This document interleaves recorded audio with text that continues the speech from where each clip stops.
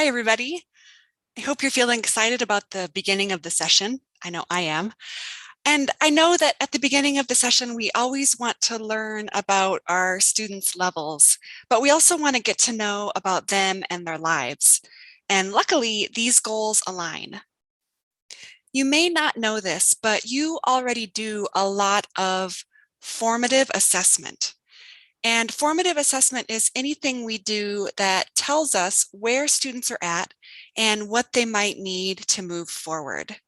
So this might mean paying attention to how easily students can answer a question, or noticing common grammar errors your students tend to make, and then designing future lessons to support those needs. So you're already pros at this. I know, I've seen you do it. So now that you know that you've already been doing it, how can formative assessment help us? It helps us see different students' varying proficiency levels across skills. So a student might be really strong with speaking and listening, but need more support with reading and writing. It can inform how we make groups and pairs. I might want to make groups based on having a variety of proficiency levels. Or I might want to make groups where the higher proficiency folks are together and the lower proficiency folks are together. Maybe they're working on different tasks. It can help us think about our lesson planning and our materials. It gives us information we need about when to repeat and review and when to move on. It helps us identify homework assignments and enrichment resources that will meet different students' needs. And it helps us identify students' starting points so that we can celebrate their progress. So yay, you've been doing formative assessment already by observing and analyzing students' proficiency levels. Now, what can you do with that information? Well, a great tool here is the Ella Curriculum Guide. You can compare your observations with the statements in the curriculum guide. The curriculum guide gives me an objective source of information about what students at each level are likely to be able to do when they're ready to move up. So this is our end point.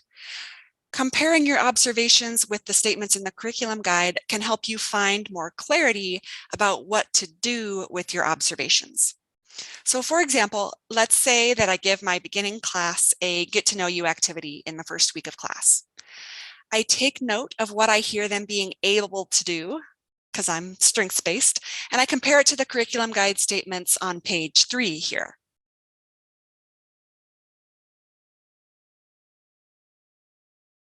When I move into a theme or a unit, I can use the curriculum guide to see what students should be able to do with that theme when we're done with it. So let's say my students choose housing.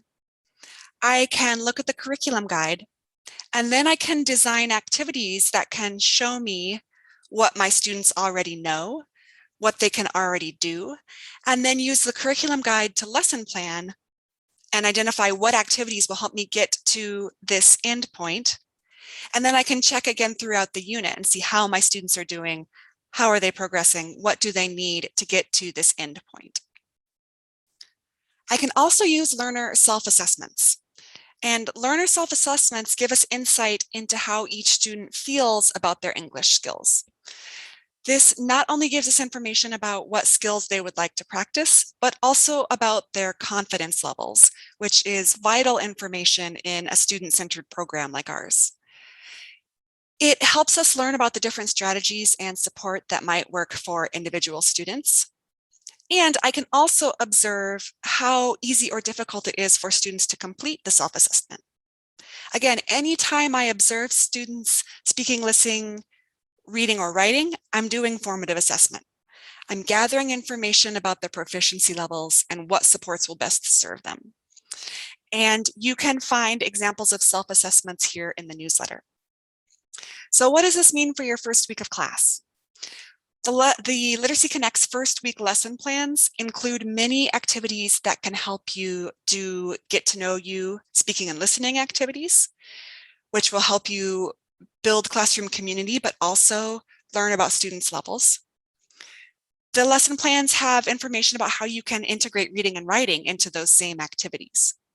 And intermediate and advanced classes might want to check out the additional Get to Know You writing activity that's linked in this newsletter. And you can do the student self-assessments. I've created one for beginning level and one for intermediate and advanced level, and they are linked in this newsletter along with a video about how to use Google Forms. Finally, after each class, take a minute to reflect and write down your observations. You can think about, what did you notice about various students' successes or needs? And then you can compare those observations with the statements in the curriculum guide. Use that to guide your direction and then plan your next lesson with confidence. Again, all of the documents I mentioned in this video are available in the September newsletter, and they can also be found on the teacher resources page. Have a great month.